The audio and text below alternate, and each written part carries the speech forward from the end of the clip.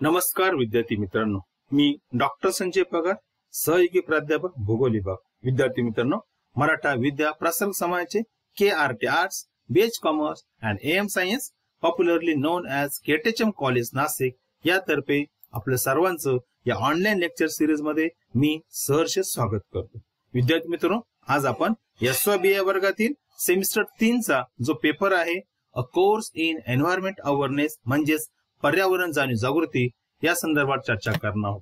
विद्यार्थी मित्रांनो, आज आपलं या विषयाचे व्याख्यान क्रमांक 11 आहे आणि यामध्ये आपण आपले जे प्रकरण क्रमांक 2 आहे नैसर्गिक संपदा किंवा नैसर्गिक साधन संपदा म्हणजे नॅचरल रिसोर्सेस यातील अत्यंत महत्वाचा उपघटक आहे भूमी संपदा लँड रिसोर्सेस याचा भाग क्रमांक 2 बघणार आहोत. यामध्ये विशेषतः आपण जमिनीचे अवमूल्यन, जमिनीची धूप आणि वाळवंटीकरण यावर प्रकाश टाकणार. या तिन्ही संकल्पना अत्यंत महत्वाच्या आहे की ज्याचा संबंध हा भूमी किंवा जमीन ही एक साधन संपदा आहे याच्याशी येत असतो. यालाच आपण त्या ठिकाणी लँड डिग्रेडेशन, लँड इरोजन किंवा सॉइल इरोजन व डेझर्टिफिकेशन असं म्हणत असतो. या तिन्ही गोष्टी ज्या आहेत, या तिन्ही घटना ज्या आहेत, या तिन्ही प्रकार आहेत. यामुळे विद्यार्थी मित्रांनो, विशेषतः मी तुम्हाला सांगेल की जमीन एक साधन संपदा म्हणून जे मूल्य असतं त्याचं त्या ठिकाणी मूल्य कमी होत असतं, त्याच्यावर परिणाम होत असतो आणि आपल्याला जमिनीचा जो उपयोग आहे तो विद्यार्थी मित्रांनो किंवा भूमीचा जो उपयोग आहे त्यावर मर्यादित असतो. म्हणून या ठिकाणी या तिन्ही संकल्पना, या तिन्ही प्रक्रिया आपल्याला समजून घेणं खूप गरजेचं आहे, कारण त्याचा संबंध मृदेशी आहे, त्याचा संबंध जमिनीशी आहे की ज्याला आपण भूमी असं म्हणतो त्याशी आहे. आपण या तिन्ही गोष्टी पाहण्यापूर्वी थोडीशी पार्श्वभूमी बघून घेऊ. त्या ठिकाणी की आपल्याला सर्वांना माहिती आहे पृथ्वीचा जो भाग, जो पृष्ठभाग पाण्याने व्यापलेला नाही अशा भागाला आपण जमीन असं म्हणतो. किंबहुदा दुसरी एक व्याख्या अशी केली जाते, पृथ्वीच्या पृष्ठभागाचा जो स्थायीरूप भाग आहे त्याला आपण भूमी किंवा जमीन असं म्हणत असतो, किंवा जो भाग पाण्याने व्यापलेला नाही अशा भागाला आपण जमीन किंवा भूमी म्हणत असतो. आणि आपल्याला माहिती आहे आपण यावर मागच्या तासाला सविस्तर चर्चा केली की पृथ्वीच्या पृष्ठभागाचा जवळपास 29% भाग जो आहे जमिनीने किंवा भूमीने व्यापलेला आहे. आणि सर्वात महत्वाचं एक गोष्ट या ठिकाणी मी तुम्हाला सांगू इच्छितो की जगामध्ये मोठ्या प्रमाणामध्ये भूमी किंवा ज्याला पण किंवा मृदा हे दोन्ही साधन संपदा जे आहेत त्याची जी हानी जी होत आहे ती हानी काही मानवी कारणामुळे होत आहे, काही नैसर्गिक कारणामुळे होत आहे. पण या ठिकाणी एक लक्षात ठेवा की जमिनीची ज्या वेळेला हानी होते किंवा तिची गुणवत्ता कमी होते किंवा तिचा त्या ठिकाणी ह्रास होतो, या सर्व वेगवेगळ्या प्रक्रियेतून होतो. या 3 प्रक्रिया महत्वाच्या आहे की त्याच्यामध्ये परत एकदा सांगतो मी, जमिनीचे अवमूल्यन ज्याला आपण लँड डिग्रेडेशन असं म्हणतो, जमिनीची धूप किंवा मृदेची धूप असं म्हणतो त्याला आपण सॉइल इरोजन असं म्हणतो, आणि तिसरी महत्वाची प्रक्रिया आहे वाळवंटीकरण, डेझर्टिफिकेशन. या तिन्ही प्रक्रियांमुळे विद्यार्थी मित्रांनो जमीन किंवा मृदा किंवा भूमी जी आहे तिचं मूल्य कमी होत असतं, तिची गुणवत्ता कमी होते. आणखी एक गोष्ट लक्षात ठेवा विद्यार्थी मित्र की आपल्याला माहिती आहे की नैसर्गिक कारणामुळे जी हानी होते ती हानी मानवाच्या नियंत्रण कक्षात नाही, किंबहुदा मानवाचं त्यावर कोणत्याही प्रकारचं नियंत्रण नाही. पण मात्र एक लक्षात ठेवा की जी हानी किंवा जमिनीची गुणवत्ता जी घसरते, प्रत जी कमी होते किंवा सुपीकता जी कमी होते ती मानवी कारणामुळे मोठ्या प्रमाणात होते. आणि एक लक्षात ठेवा की ही मानवी कारणामुळे जमिनीची हानी होते, गुणवत्ता जी ढासळते, सुपीकता जी कमी होते ती आपल्याला नियंत्रणात आणणं शक्य आहे. किंबहुदा जर आपण जाणीवपूर्वक वर्तन केलं तर विद्यार्थी मित्रांनो आपण यावर नियंत्रण मिळू शकतो. चला तर मग त्या तिन्ही प्रक्रिया ज्या आहेत त्याची थोडक्यात पार्श्वभूमी समजून घेऊया. पहिली संकल्पना आहे भूमी अवनती की ज्यालाच आपण लँड डिग्रेडेशन असं म्हणतो. यासाठी 3 वेगवेगळे शब्द वापरले जातात. या तिन्ही शब्दांचा अर्थ जवळपास एकच आहे. काय आहे तो? ते 3 शब्द. पहिला मी सांगितलं भूमी अवनती, दुसरा आहे जमिनीचे अवमूल्यन किंवा जमिनीची प्रत खालावणे, किंवा यालाच आणखी शब्द आहे जमिनीचा ऱ्हास होणं. या तिन्ही शब्दाचा जर अर्थ बघितला तो जवळपास एकच आहे, भूमी अवनती. आता याची शास्त्रीय व्याख्या आपण बघूया. व्याख्या खूप सोपी आहे बघा. निसर्गाच्या किंवा मानवाच्या विविध हालचालीमुळे जमिनीचा दर्जा घसरतो किंवा खालावतो तेव्हा त्या जमिनीचे अवमूल्यन असं म्हणतात. बघा विद्यार्थी मित्रांनो, जर तुम्ही व्याख्या काळजीपूर्वक पाहिली 2 गोष्टी त्या ठिकाणी सांगिततात. पहिली गोष्ट निसर्गाच्या किंवा मानवाच्या हालचाल. निसर्गाची हालचाल नैसर्गिक घडत असते, पण त्यामध्ये आपल्याला माहिती आहे की निसर्गात अनेक प्रकारच्या प्रक्रिया चालू असतात. त्या ज्या प्रक्रिया भूकंप असेल, ज्वालामुखी असेल, भूमिपात असेल, दरड कोसळणे यासारख्या अनेक प्रक्रिया आहेत. आणि दुसरी गोष्ट काय? मानवी क्रिया. मानव बघा, आपल्याला माहिती की मानव आपल्या ज्या विविध आर्थिक प्रक्रिया करत असतो, आर्थिक क्रिया करत असतो आपल्या गरजा पूर्ण करण्यासाठी, त्या क्रियांचा प्रत्यक्ष व अप्रत्यक्ष संबंध जो आहे तो जमिनीशी येत असतो, भूमीशी येत असतो, मृदेशी येत असतो. आणि त्यामुळं या प्रक्रिया करत असताना बऱ्याच वेळेला मानवाचं वर्तन हे अविवेकी होत असतं. त्याचा कोणत्याही प्रकार विचार करत नाही. किंबहुदा आपण अल्पकालीन फायदा बघतो, आणि तो करत असताना विद्यार्थी मित्रांनो त्याची हानी जी आहे ती जमिनीवर होत असते, मृदेवर होत असते. म्हणून यामुळं या मानवाच्या कृतीमुळे सुद्धा जमिनीचं अवमूल्यन होत असतं. म्हणून परत एकदा व्याख्या सांगतो त्या ठिकाणी, निसर्गाच्या किंवा मानवाच्या विविध हालचालीमुळे कृतीमुळे जो जमिनीचा दर्जा घसरतो किंवा त्या ठिकाणी खालवतो, तेव्हा त्या प्रक्रियेला काय म्हणायचं? जमिनीचे अवमूल्यन. आणखी एक व्याख्या आहे विद्यार्थी मित्रांनो, की बघा, मानवी कृतीमुळे, नैसर्गिक हालचालीमुळे जमिनीची गुणवत्ता कमी होते किंवा त्याची सुपीकता कमी होते, परत खालावते. यालाच भूमीचे अवनती किंवा जमिनीचे अवमूल्यन असं म्हणतात. आता विद्यार्थी मित्रांनो, की आपल्याला माहिती आहे की बघा या ठिकाणी हा जो फोटोग्राफ आहे, यामध्ये बघा या ठिकाणी की इथली माती जी आहे ती वाहून गेलेली आहे. या ठिकाणी बघा तुम्हाला प्रत्यक्ष दिसतं. म्हणजे हा सुद्धा एक, म्हणजे त्याचा अर्थ काय झाला की त्या ठिकाणची जमीन जी आहे तिची, ज्या ठिकाणी आपलं शेती करणं शक्य आहे, झाडं लावणं शक्य होतं, ती माती वाहून गेल्यामुळे काय झालं, त्या ठिकाणी एका प्रकारची ती साधन संपदा आपण, ती जमीन जी आहे ती आपण वापरू शकत नाही. म्हणजे हे त्याचं उदाहरण झालं. आपण त्यावर आधी चर्चा करणार आहोत की कोणकोणती कारणं आहेत की त्या कारणामुळे भूमीची अवनती असं म्हणतो. इथं मात्र परत एकदा सांगतो, भूमीची अवनती म्हणजे काय? ती मानवी कृती असेल, नैसर्गिक हालचाल असेल, यामुळं जमिनीची गुणवत्ता कमी होणं अथवा तिची सुपीकता कमी होणं, प्रत खालावणं, ही जी प्रक्रिया आहे याच प्रक्रियेला भूमी अवनती असं म्हणतात, भूमीचे अवमूल्यन असं म्हणतात. आता विद्यार्थी मित्रांनो, आपण थोडक्यात कारण बघूया की याची कारण काय आहेत. बघा, याची दोन प्रकारची कारण आहेत. पहिला आहे भौगोलिक कारण आहे, म्हणजे प्राकृतिक कारण, की जे नैसर्गिक कारण आहेत. दुसरी जी आहे मानव निर्मित कारण. आता बघा, तसं बघितलं तर आपण फक्त या कारणावर जर चर्चा केली ना विद्यार्थी मित्रांनो, यावर 1 किंवा 2 तास होईल. पण आपल्याला थोडक्यात याचा फक्त बघायचं आहे की कोणती भौगोलिक कारण आहेत. बघा, आता भूकंप, ज्वालामुखी, सागरी लाटा, वारा किंवा धुळीच्या वादळे आहे, महापूर आहे, दरड कोसळणं आहेत, अति जोरात जो पाऊस होतो तो आहे त्या ठिकाणी. आणि मानव कारणामध्ये महत्वाचं काय आहे? स्थलांतरित किंवा आधुनिक शेती, ज्याला आपण भटकी शेती असे म्हणतो, आधुनिक शेती आहे. शेतीची अनियोजित पद्धती, अति जलसिंचन, वृक्षतोड, निर्वनीकरण ज्याला आपण म्हणतो, अति गुरेचाराई आहे त्या ठिकाणी, खाणकाम व्यवसाय आहे, अणुस्फोट चाचण्या आहेत, वाहतूक विकास आहे, औष्णिक व वीज केंद्राची जी राख आहे ती फसरते ते एक आहे, नागरी कचरा आहे. बघा विद्यार्थी मित्रांनो, मी आता थोडक्यात आता सविस्तर सांगत नाही, पण प्रत्येकाचं 1-2 ओळीत मी उदाहरण देतो की कशामुळं की भूमीची अवनती का होते. ही जी कारण आहेत या कारणामुळे. बघा, पहिला आपण भौगोलिक कारण बघू. बघा विद्यार्थी मित्रांनो, ज्या वेळेला भूकंप होतो किंवा ज्वालामुखी होती, या दोन्ही प्रक्रियेमुळे काय होतं? ज्वालामुखीमुळे जो लाव्हारस वरती होतो त्यावेळेला जमिनीच्या त्या ठिकाणी छिद्र पडतं, त्याच्यातून लाव्हारस हा बाहेर येत असतो. तो प्रचंड प्रमाणामध्ये आजूबाजूच्या प्रदेशात पसरतो. तो उष्ण असतो, त्याच्यामध्ये तापमान जास्त असतं, त्याच्यामुळे अनेक प्रकारचे घटक असतात, वेगवेगळ्या प्रकारचे वेगवेगळ्या प्रकारचे म्हणजे गाळ असेल त्या ठिकाणी किंवा इतर काही मूलद्रव्य असतात, ते सर्वीकडे पसरतात. त्यामुळे जो सुपीक जी जमीन आहे ती बऱ्याच वेळेला त्या ठिकाणी पिकं सुद्धा जळून जातात बऱ्याच वेळेला.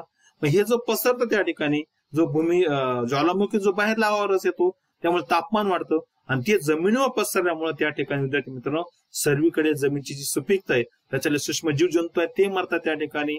तिथले जे मातीचे कण जे झाकले जातात त्या ठिकाणी, म्हणजे ती जमीन आपल्याला बऱ्याच वेळा निरुपयोगी होते. म्हणजे हे कारण आहे. भूकंपाच्या वेळेला तसंच होतं की भूकंपामुळे बऱ्याच वेळा जमिनीला तडे पडतात त्या ठिकाणी, भूकंपामुळे पडझड होत असते, त्याच्यामुळे सुद्धा जमिनीचा काही भाग खचला जातो, काही वरती येतो, यामुळे सुद्धा जमिनीची अवनती होत असते. सागरी लाटांमुळे आपल्याला माहिती आहे सागरी लाटांचे कार्य, विशेषतः मी सागरी किनाऱ्याबद्दल बोलतो, त्या ठिकाणच्या जमिनी म्हणजे सागराबरोबर जे त्या ठिकाणी वेगळे क्षार येतात, सागरी गाळ वाहून येतो. सुनामी लाटाच्या वेळेला सागरातलं बरंचसं मटेरियल सागरी भागाच्या किनाऱ्याच्या भागात पसरतं, त्यामुळे सुद्धा त्या ठिकाणी जमिनी त्या ठिकाणी नापीक होतात, त्यांची त्या ठिकाणी गुणवत्ता ढासळते.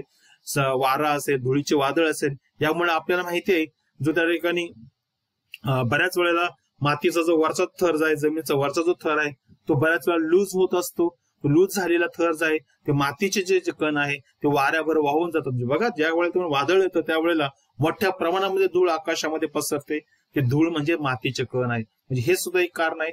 महापुराच्या वेळेला सुद्धा प्रचंड पाणी नदीच्या काठाच्या दोन्ही बाजूला पसरतं आणि त्याच्यामुळे काय होतं की ते आजूबाजूची जमीन आहे ती पूर्णपणे पाण्याखाली जाते, ओलसर होते आणि अति काळ जर महापूर टिकला तर विद्यार्थी मित्रांनो त्या जमिनीमधले क्षार जे आहे ते विरघळतात आणि ते वरती केशाकर्षण प्रक्रियेमुळे वरती येत असतात. त्या चिखल होतो, दलदल होतो आणि याच्यातून माध्यमातून त्या ठिकाणी विद्यार्थी मित्रांनो त्या ठिकाणच्या अनेक प्रमाणामध्ये जमिनी माती जी आहे ती वाहून जाते. यामुळे अवमूल्यन होतं. भूमिपात असेल, भूमिपातामुळे आपल्याला माहिती आहे विशेषतः ज्या ठिकाणी तीव्र उतार आहे अशा ठिकाणी डोंगर कडा असेल किंवा मग त्या ठिकाणी पर्वत कडा असेल अशा ठिकाणी विद्यार्थी मित्रांनो मोठ्या प्रमाणामध्ये जमीन घासरते, त्या ठिकाणी ढासाळते, माती ढासाळते आणि ती त्या ठिकाणी वाहून जात असते. अति जोरदार पावसामुळे सुद्धा होतो. बऱ्याच वेळा जो मुसळधार पाऊस येतो ना विद्यार्थी त्याचे पाण्याचे म्हणजे थेंब मोठे असतात. ज्यावेळेला मोठ्या प्रमाणामध्ये पाण्यात थेंब कंटिन्यू पडतात त्यावेळेला जमिनीचा जो वरचा भाग आहे तिथली जी माती आहे ती सुट्टी होते, ढिली होते, ती वाहून जाते. अशा प्रकारे मानवी कारण आहे.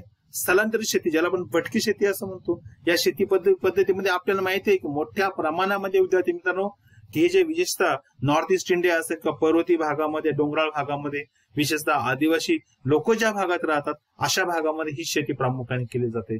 याच्यामध्ये सुद्धा आपण माहिती आहे की आपण बऱ्याच वेळेला एखादा जमिनीचा तुकडा निवडतो, तिथला जर अरण्य असेल ते तोडतो, ते बुडं झाडतो, त्या ठिकाणी प्राथमिक स्वरूपामध्ये त्या ठिकाणी बिया आपण पेरून शेती करत असतो. दरवेळेला याच्यामध्ये आपण एक हंगाम झाला की दुसऱ्या हंगामात दुसरी जागा निवडली जाते.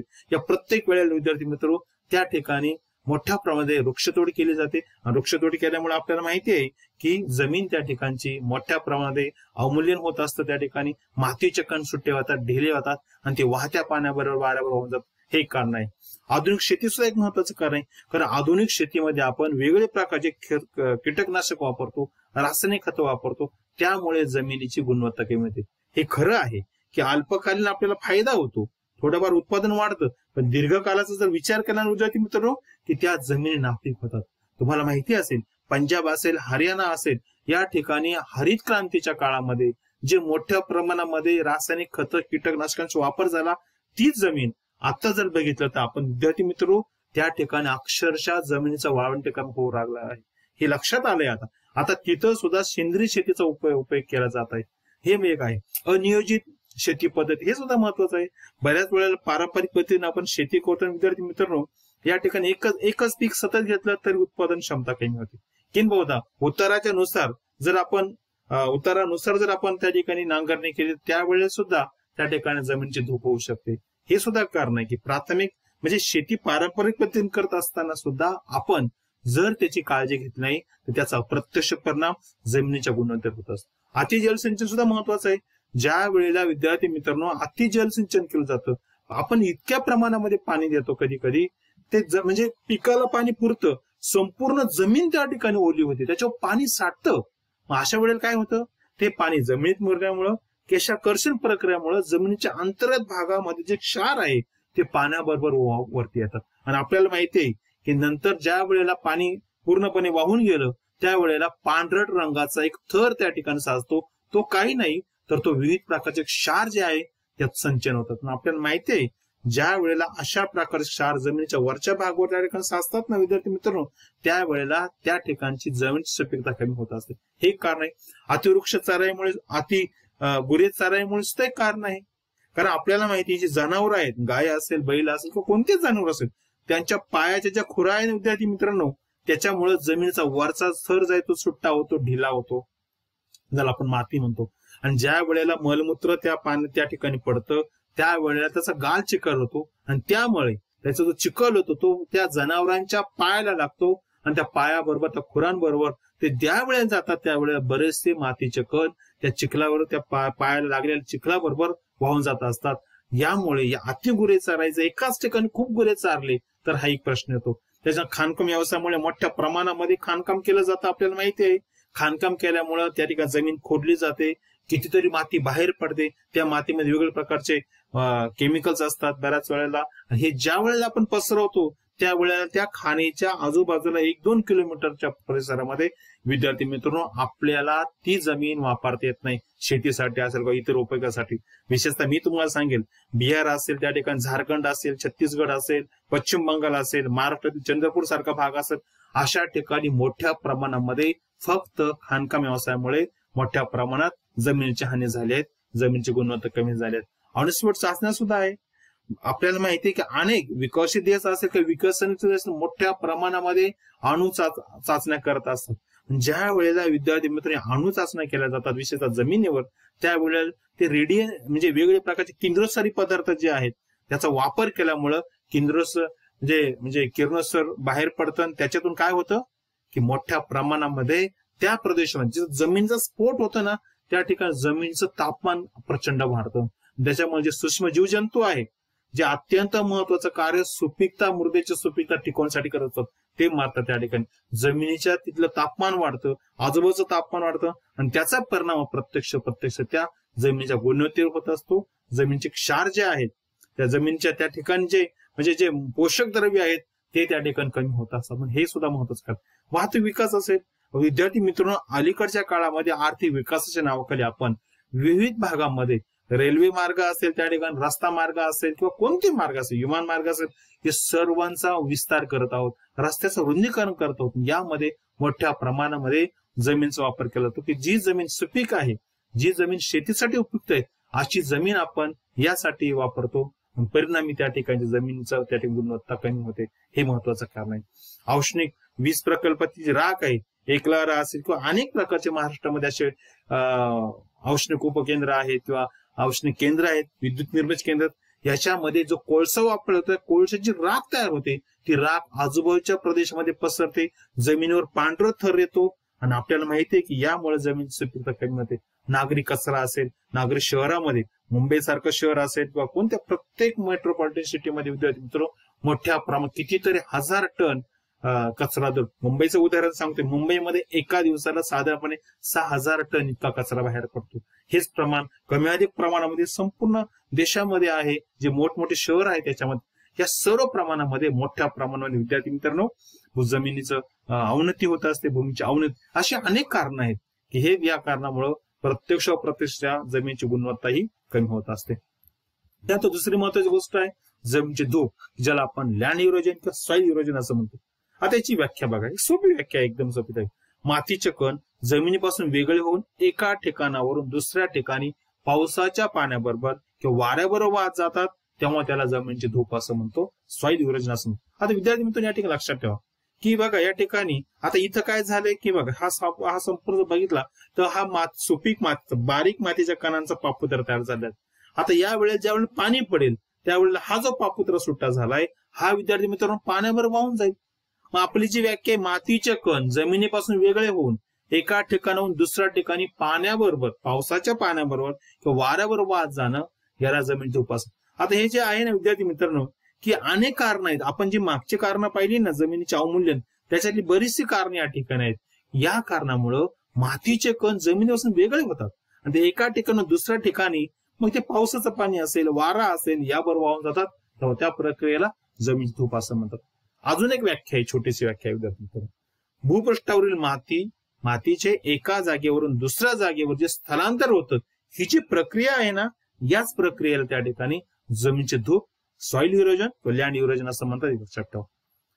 आता बघा विद्यार्थी याच्यामध्ये नेमकं काय होतं बघा त्या ठिकाणी की जे प्राणी आहे, वनस्पती आहे, यांची हालचाल तर आहेच, पर्जन्य याचा सर्वांचा परिणाम होतो आणि भूपृष्ठावरचे मातीचे जे कण आहे ना ते एकमेकांपासून विलग होतात. आणि आपल्याला माहिती की विलग झालेले कण जे आहेत, सुटे ढिले झालेले कण आहे, ते ज्या वेळेला वारा वाहतो किंवा जमिनीवरून पावसाचं पाणी वाहतं, याबरोबर ते उतारानुसार वाहून जातात. बघा आपल्याला बऱ्याच वेळेला ज्या वेळेला पावसाच्या पाण्याचा रंग हा गडूळ होतो, थोडासा तपकिरी होतो, त्यावेळेला विद्यार्थी मित्रांनो त्या पाण्यामध्ये मोठ्या प्रमाणात मातीचे कण असतात, हे त्या ठिकाणी आपल्याला सहज लक्षात येईल.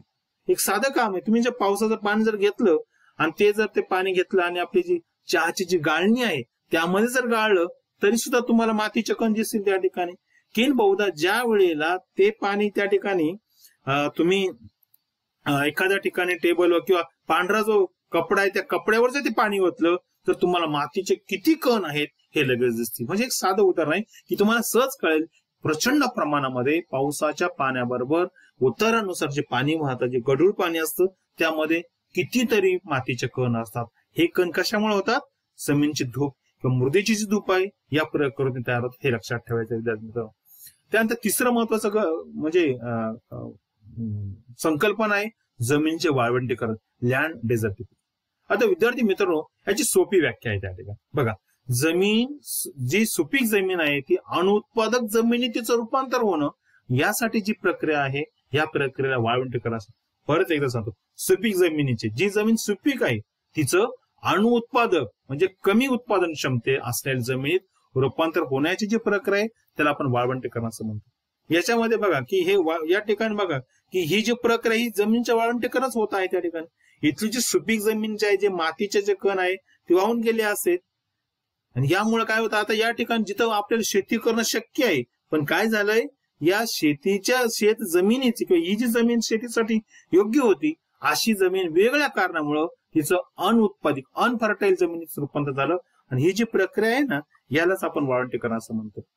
आता आणखी एक व्याख्या आहे, व्याख्या खूप सोपी आहे. यामध्ये बघा आपण कारणांचा उल्लेख केलाय. ज्या नैसर्गिक किंवा मानवनिर्मित प्रक्रियेद्वारे जमिनीची जैविक उत्पादकता कमी होते व जमीन नापीक होते तेव्हा त्या प्रक्रियेला वाळवंटीकरण असं.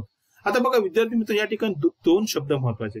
नैसर्गिक व मानवनिर्मित कारण. कोणते कारण असेल, आपण जे भूमीच्या अवनतीचे जे कारण पाहिले ना ते कारण आपण करूया. आणि इथं आणखी एक शब्द नवीन आलाय, जमिनीची जैविक उत्पादकता कमी होते. जैविक उत्पादकता म्हणजे काय विद्यार्थी मित्रांनो, की ती जमीन जी आहे, जे जीव आहे, वनस्पती असेल, प्राणी असेल, पक्षी असेल, छोटे सूक्ष्मजीव जंतू असेल, यांचा विकास करण्यासाठी, त्यांचं उत्पादन घडवून आणण्यासाठी ही जमीन उपयोगी ठरते. परंतु काय झालं या ठिकाणी, काय शब्द वापरला आपण, नैसर्गिक किंवा मानवी कारणामुळे जमिनीची जी जैविक उत्पादकता आहे ती कमी होते, ती जमीन नापीक होते. नापीक होते म्हणजे काय, जर आपण त्या ठिकाणी शेती केली तर उत्पादन चांगलं येणार नाही. त्या ठिकाणी जर आपण त्या ठिकाणी वनस्पती त्या ठिकाणी म्हणजे झाडं लावले, झाडांचे वाढ विकास होणार नाही. त्या ठिकाणी कोणतेही प्राणी पक्षी वाढणार नाही.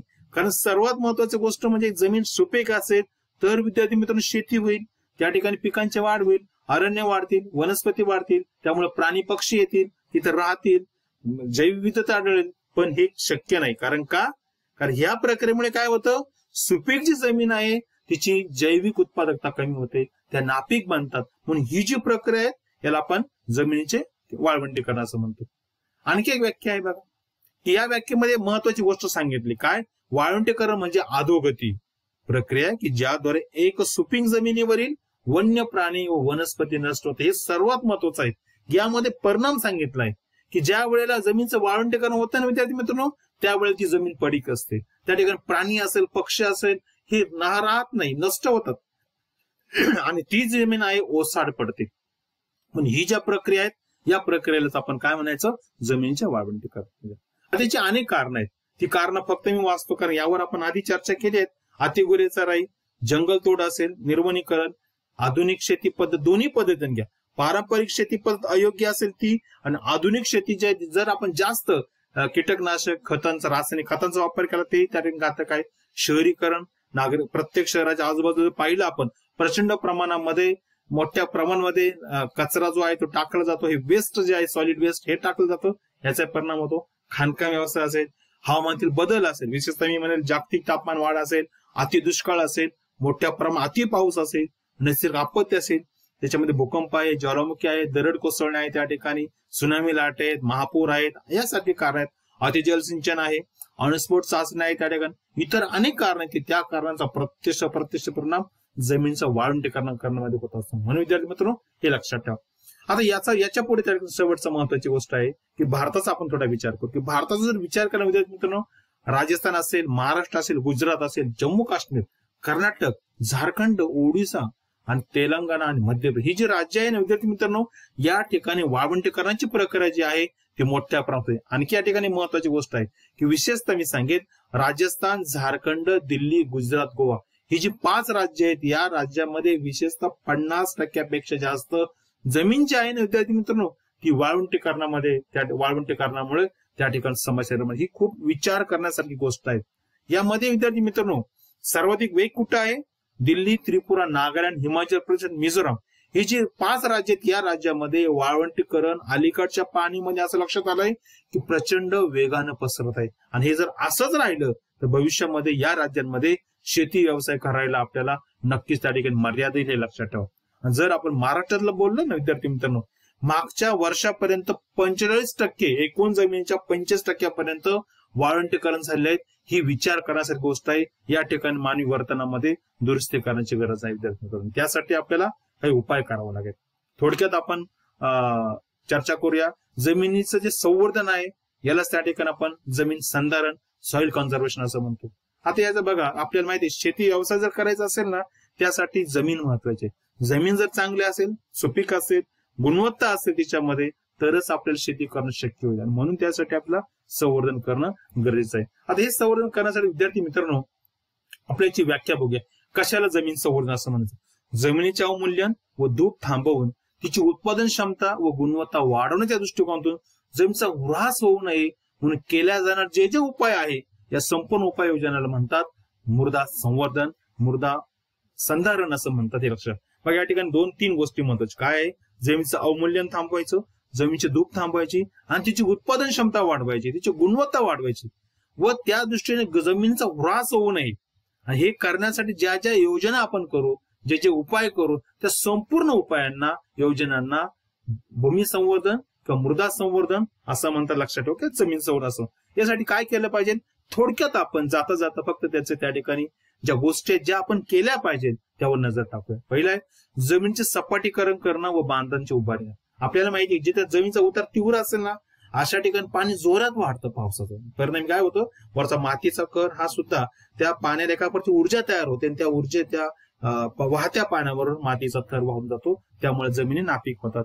बांध बांधल्या पाहिजे. म्हणजे याचा वेग कमी करण्यासाठी आपल्याला ठिकठिकाणी जिथे शक्य असेल त्या ठिकाणी लहान असे बांध आडवे जर बांधले तर त्याचा वेग कमी होईल. उताराला अनुसरून लहान लहान गट बांध तयार केले. हेच मी सांगितलं त्या ठिकाणी की छोटे छोटे बांध तयार केला पाहिजे. विशेषतः संसल आपण जे कंटूर खोदतो त्या ठिकाणी, त्या कंटूर असं जर खोदलं आपण, त्या डोंगराला जर आडव्या दिशेने जर खोदलं तर आपल्याला नक्कीच त्याची तीव्रता कमी करता येईल. गवत असेल, वेली असेल, वनस्पती जिथं शक्य असेल ना विद्यार्थी मित्रांनो, अशा ठिकाणी त्याचं आच्छादन करणं, टिकवणं खूप महत्वाचं. आपण लागवड करतो पण ते टिकवत नाही. या ठिकाणी टिकवणं गरजेचं आहे. त्या ठिकाणी अतिगुरे चराई ज्या ज्या ठिकाणी आहे, मोकाट जनावरं त्या ठिकाणी चरतात, अशा ठिकाणी आपण नियंत्रण केलं पाहिजे. ती मर्यादा नाही. त्यांना त्या ठिकाणी दुसरं जे योग्य ठिकाणी कुरण असेल, गवत असेल त्या ठिकाणी दिलं पाहिजे. पण संपूर्ण प्रदेशामध्ये फिरता कामा नये. त्याचा काय होईल? संपूर्ण जमीन त्या ठिकाणी अतिगुरे चाऱ्यामुळे जमिनीची धूप मोठ्या प्रमाणात होईल. हे लक्षात ठेवायचं. म्हणजे या ठिकाणी आळा घातला पाहिजे, नियंत्रण घातलं पाहिजे त्या ठिकाणी. त्याच्यानंतर पुढचं महत्वाचं आहे भरपूर प्रमाणात वृक्ष लागवड केली पाहिजे. वृक्ष लागवड करणं सर्वात महत्वाचा उपाय. कारण त्याच्यामुळे जे मुळं जे आहेत ना, ते जर ते उतारानुसार असेल, अशा ठिकाणी असेल तर ते पाण्याचा वेगही कमी करतात आणि अनेक वृक्षांची मुळं, झाडं असे जे मुळं आहे ते माती जी आहे ती घट्ट पकडून ठेवतात. आणि विशेषतः पावसाच्या पाण्याचं जे पाण्यामुळे जे मोठे जे पाऊस थेंब आहे याची इंटेन्सिटी कमी करायचं कार्य हे झाडाच्या पांदा आणि त्या ठिकाणी पानं करतात. म्हणजे लक्षात ठेव 2-3 अर्थांनी त्याचा फायदा आहे. वृक्ष लागवड केली पाहिजे. जमिनीची नांगरणी ही उतारा दिशेने, म्हणजे आपण ज्या वेळेला करतो ना, उताराच्या विरुद्ध दिशेने केली पाहिजे. त्या ठिकाणी जर उताराच्या दिशेने केली तर प्रचंड त्या पावसाचा वेग वाढतो आणि त्याच्यामुळे त्या ठिकाणी पावसाच्या पाण्याचा वाहण्याचा वेग वाढतो आणि त्याच्यामुळे ते मातीचे कण वाहून जातात. म्हणजे विरुद्ध दिशेने केलं तर त्याचा त्या ठिकाणी चेक बसतो. त्याच्यामुळे लक्षात ठेवायचं आहे. रासायनिक खत आणि कीटकनाशकांचा वापर करूच नाही या ठिकाणी. कारण आपण माहितीये पंजाब हरियाणामध्ये अलीकडच्या काळामध्ये आपण त्याचे दुष्परिणाम बघतोय. म्हणून याच्याऐवजी आपण सेंद्रिय शेतीला प्राधान्य दिलं पाहिजे. जमिनीवर जो केर कचरा त्याची विल्हेवाट, विशेषतः मी सांगेल नागरी भागामध्ये जो केर कचरा येतो, तर टाकाऊ पदार्थ असतात, त्याची विल्हेवाट योग्य प्रकारे लावली तर त्या ठिकाणी जमीन जी आहे ती सुपीक टिकेल. त्या ठिकाणी त्या जमिनीचा आपला उपयोग करता हे लक्षात ठेवायचं आहे. ग्राम पातळीवर शासनाच्या खूप चांगल्या योजना, मृदा संधारण असेल, जलसंधारण असेल, वृक्ष लागवड असेल, यासाठी शासनाच्या खूप चांगल्या योजना आहेत. गाव पातळीवर त्याच्यावर प्रबोधन झालं पाहिजे आणि योजनांमध्ये सहभाग घेऊन आपल्या परिसरातील जमीन जी आहे जी सुपीकता टिकवली पाहिजे. जमिनीचं अवमूल्यन जे होतं ते कमी केलं पाहिजे आणि मृदा संधारण केलं पाहिजे. शासनाला मदत केली पाहिजे. यासाठी गाव पातळीवर गरज आहे. त्याच्यानंतर मृदा किंवा जमीन मंडळाची स्थापना झाली पाहिजे. ही अत्यंत महत्वाची योजना आहे. जर यामध्ये सर्वांनी ऍक्टिव्ह सहभाग घेतला तर मला वाटतं आपल्या परिसरामधील जमिनीचं, मृदेचं आपण संवर्धन करू शकतो. आणि आताच मी सांगेल सेंद्रिय शेतीला प्राधान्य देणं अत्यंत महत्वाचं आहे. याच्यामुळे जमिनीचं आरोग्य चांगलं राहतं आणि आपलं सुद्धा मानवाचं आरोग्य सुद्धा चांगलं असतं. म्हणून अलीकडच्या काळामध्ये कर्नाटक असेल, आंध्र प्रदेश असेल यासारख्या राज्यांमध्ये मोठ्या प्रमाणामध्ये सेंद्रिय शेतीला प्राधान्य दिलं जातं. किंबहुना जगामध्ये विकसित देश जे असेल किंवा आपल्याकडे नॉर्थ ईस्ट इंडियामध्ये आसाम असेल त्या ठिकाणी किंवा त्रिपुरा असेल या ठिकाणी सुद्धा अलीकडच्या काळामध्ये सेंद्रिय शेतीचं प्रमाण वाढत आहे. याची अधिक प्राधान्य दिलं पाहिजे. सेंद्रिय शेती प्राधान्य देऊन आपण रासायनिक शेती कमी केली पाहिजे. आधुनिक शेती करा, पण ती शेती करत असताना कोणत्याही प्रकारचा दुष्परिणाम जमिनीवर होणार नाही याची काळजी घेतली पाहिजे. आणि सर्वात महत्वाचं पाणी अडवा, पाणी जिरवा आणि शेवटचं एक पाणलोट क्षेत्र व्यवस्थापन. आपल्याला माहिती, मी परत आठवण करून देतो, मी यापूर्वीच्या तासाला सांगितलंय, परत एकदा सांगतो की राळगण शिंदे असेल, हिवरे बाजार असेल, या लोकांनी पाणलोट क्षेत्र व्यवस्थापन आणि पाणी अडवा, पाणी जिरवा यासारख्या योजनांमुळे खऱ्या अर्थानं त्या गावाचा विकास केलाय. त्या गावाला जागतिक नकाशामध्ये स्थान निर्माण करून दिलं. त्याचं एकमेव कारण की त्या लोकांनी त्या ठिकाणी केलेलं पाणी अडवा, पाणी जिरवा हे कार्य असेल, पाणलोट क्षेत्र व्यवस्थापन असेल, नाला बंदिस्ती असेल, वृक्ष लागवड असेल, किंबहुना जमिनीचं संवर्धन करण्यासाठी, जलसंवर्धन करण्यासाठी जे जे चांगलं आहे ते संपूर्णपणे या दोन गावामध्ये दिसेल. असंच जर आपण सर्वांनी केलं तर मला वाटतं आपण त्या ठिकाणी मोठ्या प्रमाणामध्ये जमिनीची गुणवत्ता वाढवू शकतो, जमिनीची सुपीकता वाढवू शकतो. त्या ठिकाणी विद्यार्थी मित्र हे लक्षात ठेवायचं. या ठिकाणी आज आपण थांबूया. आज आपण जमीन जे आहे एक साधन संपदा करत असताना जमिनीची गुणवत्ता ढासळते, प्रत कमी होते, सुपीकता कमी होते, त्याची कोणती कारणं आहेत, विशेषतः 3 ज्या प्रकार आहेत, जमिनीचे अवमूल्यन असेल, जमिनीची धूप असेल, वाळवंटीकरण असेल, या तिन्ही आपण प्रकाश टाकला. त्याची उपाययोजना सुद्धा यावर बद्दल आपण चर्चा केली. पुढील तासाला आपण ऊर्जा संवर्धन किंवा ऊर्जा एक साधन संपदा यावर सविस्तर चर्चा करूया. तोपर्यंत मी थांबतो. धन्यवाद.